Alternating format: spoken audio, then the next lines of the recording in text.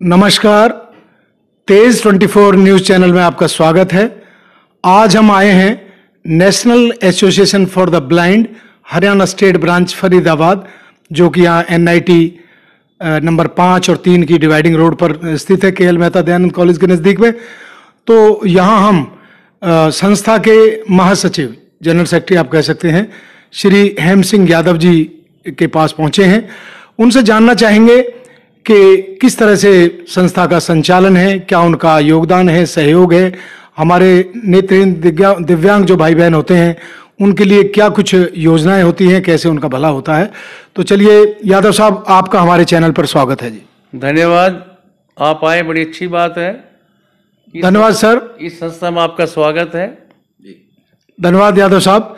तो जैसा कि नाम से ही विदित है, national association for the blind Haryana state branch Faridabad, तो इसमें हमारे जो नेत्रहीन भाई बहन हैं वो कहाँ कहाँ से आते हैं, दूसरे जिलों से भी या फरीदाबाद से? सर, ये एनएबी की जो स्थापना 1952 में बम्बई में हुई थी, जिसकी 25 राज्य शाखा और 72 जिले शाखा है, जिसमें एक हरियाणा है। इस हरियाणा के अंदर जब हमने 1980 में संस्था चालू की गई थी, तो एक किराए के मकान में से चालू की थी।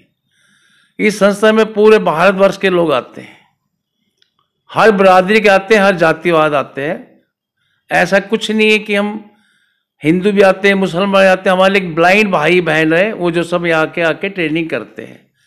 इस संस्था की स्थापना 1980 में हुई थी और आज ये संस्था अपने भवन पे है, अपने पैरों पे खड़ी है। फरीदाबाद की पब्लिक का इसमें डोनेशन देने में बहुत बढ़ चढ़ के लोग भाग लेते हैं, जो कि ट्रेनिंग सेंटर हमारा है। एजुकेशन स्कूल में हमारा 3 पर्पज है, एजुकेशन, वोकेशन और प्लेसमेंट। ये 3 हम ब्लाइंडों के लिए काम कर रहे हैं। अगला पूछिए। तो यादव साहब, काफ़ी कुछ बातें आपने बता दी, क्योंकि आपके जहन में आप शुरू से जुड़े हुए हैं। सर, आप कब से जुड़े हैं इस संस्था से? सर, मैं 1984 से संस्था में जुड़ा हूँ। 84 से लेके 2000 तक मैं कई पदों पर रहा हूँ। ज्वाइंट सेक्रेटरी रहा हूँ, वाइस प्रेसिडेंट रहा हूँ, ईसी मेंबर रहा हूँ, और 2000 और टिल डेट तक मैं महासचिव हरियाणा स्टेट ब्रांच का हूँ। और एनएबी इंडिया का मैं वाइस प्रेसिडेंट हूँ, जो मुंबई में ऑफिस हमारा।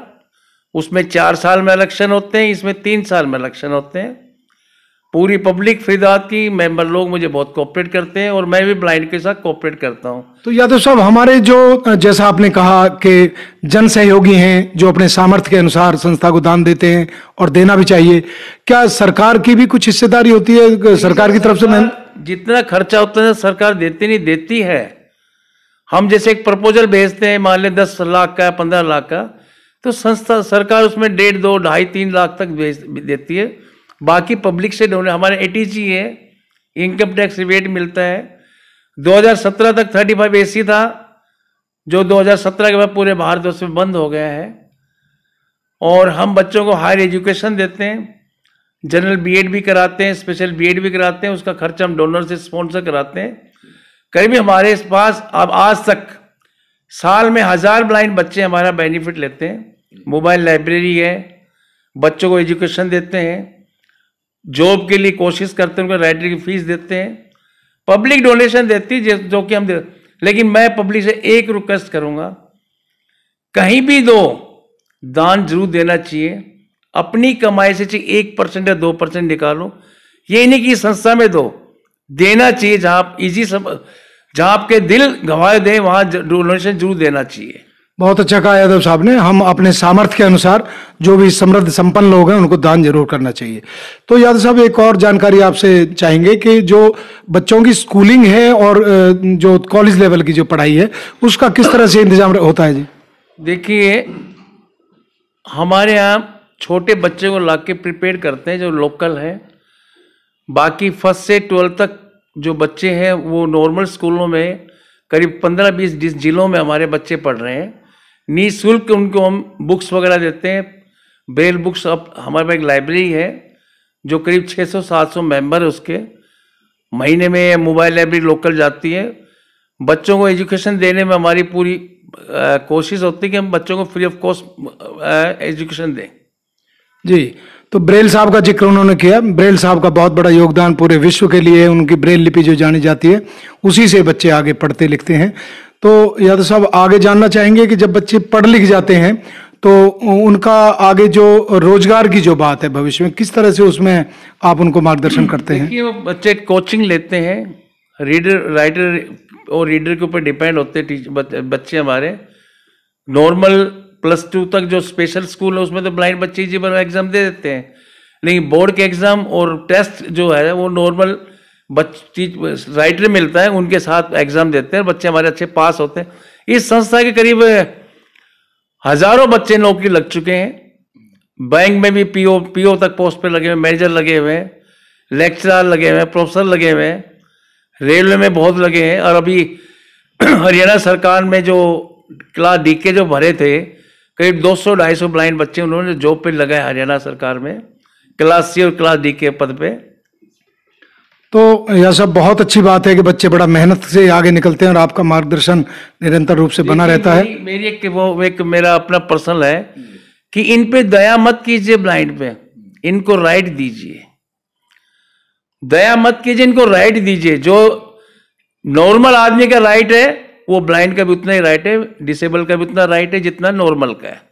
दया नहीं चाहिए हमारे को राइट अधिकार चाहिए। बहुत अच्छी बात यादव साहब ने कही है कि दया मत दो, उनको राइट्स दो। उनका जो संबल है, उनकी शिक्षा है, उनकी उस मेहनत को, उस कशिश को समझो कि वो किस तरह से उसके बल पर हम आम जनों की तरह ही आगे आ सकते हैं और रोजगार पा सकते हैं। तो बाकी आज ब्लाइंड तिलक जी, आज ब्लाइंड किसी से कम नहीं है। अच्छे पदों पे बैठे लोग ब्लाइंड आज आईएएस भी हैं। एक चैलेंज होता था कभी कि ब्लाइंड क्या करे, ब्लाइंड डीसी भी लगे हुए, एसडीएम भी है, डायरेक्टर भी बने हुए ब्लाइंड। जो आईएएस टेस्ट बहुत टफ होता है एग्जाम, वो भी ब्लाइंड बच्चे क्लियर पास करके गए हुए। क्या बात है, नेत्रहीनता कोई अभिशाप नहीं है। जैसा कि आज साहब ने बताया कि HCS IAS तक भी बच्चे क्वालिफाई होकर के और आमजनों की तरह ही अच्छे अधिकारी बनते हैं, आगे आते हैं। तो इसमें एक बात और पूछूंगा या साहब, जब बच्चे शाने हो जाते हैं, अपनी उम्र 20 से ऊपर आ जाते हैं, उनके विवाह शादी का भी कुछ प्रावधान संस्था में होता है? हमने अभी तक करीब 60 जोड़ों की शादी करा चुके हैं। जो बच्चे रोजगार पाते हैं उनकी हम शादी कराते हैं, गवर्नमेंट एम्प्लॉयज उसकी शादी कराते हैं। करीब हम 60 बच्चों की शादी, जोड़ों की शादी करा चुके हैं अभी तक। बहुत दान दाताओं से कई डोनर स्पॉन्सर करते हैं पूरी शादी को, कई लोग आइटम देते हैं, कई लोग कन्यादान भी करते हैं। ब्लाइंड बच्चे का कन्यादान करना वो अपने आप को बहुत भाग्यशाली मानते हैं। बहुत से लोग कन्यादान करके गए आज तक। तो ये संस्था एक खाली संस्था यहीं तक नहीं है शिक्षा देने तक ही, उनका आगे का जो भावी जीवन है, सुखमय जीवन है, वैवाहिक जीवन है, उसका भी यादव साहब बता रहे हैं, इंतजाम किया जाता है, प्रबंध किया जाता है। दानी सज्जन उसमें भी बढ़ चढ़ करके भाग लेते हैं। तो इसी के साथ मैं आपका बहुत बहुत शुक्रिया अदा करते हुए आज के लिए इतना ही रखूंगा। यादव साहब, आपने बहुत अच्छी जानकारी दी। सभी आपको आए आप अतिथि सबको नमस्कार। मैं फिर रिक्वेस्ट करूंगा कि ब्लाइंड को सिंपैथिक नहीं चाहिए, अधिकार चाहिए। धन्यवाद। बहुत अच्छी बात यादव साहब ने कही है और एक और लंबा इंटरव्यू उनसे आगे लेंगे, लेकिन आज के लिए इतना ही काफी है क्योंकि हम अचानक यादव साहब के पास आए। लेकिन वो तो और भी कुछ कह सकते हैं, शुरू से जुड़े हैं, उनको लगभग जो है 37-38 साल हो गए यादव साहब। 37 साल एस्कॉर्ट में काम किया है, जो इंस्पेक्टर क्वालिटी कंट्रोल पद पे, और पूरा कॉर्पोरेशन मिला मुझे फरीदाबाद की पब्लिक से। और आज भी डोनेशन के लिए मामले में पूरा फरीदाबाद की पब्लिक इस संस्था को दान देती है। धन्यवाद। स्वयं यादव साहब ने नेत्रहीनता को एक चुनौती समझ करके एक दुत्कारा है और आइए हम आगे बढ़े, इस तरह से बढ़े हैं। एस्कॉर्ट्स की नौकरी के बावजूद अपना संस्था में जो सेवाएं दी और कितने बच्चों का भला कर चुके हैं शिक्षा के क्षेत्र में, रोजगार के क्षेत्र में, वैवाहिक क्षेत्र में। तो इसी के साथ साथ उनसे विदा लेंगे। बहुत बहुत धन्यवाद यादव साहब। Thank you.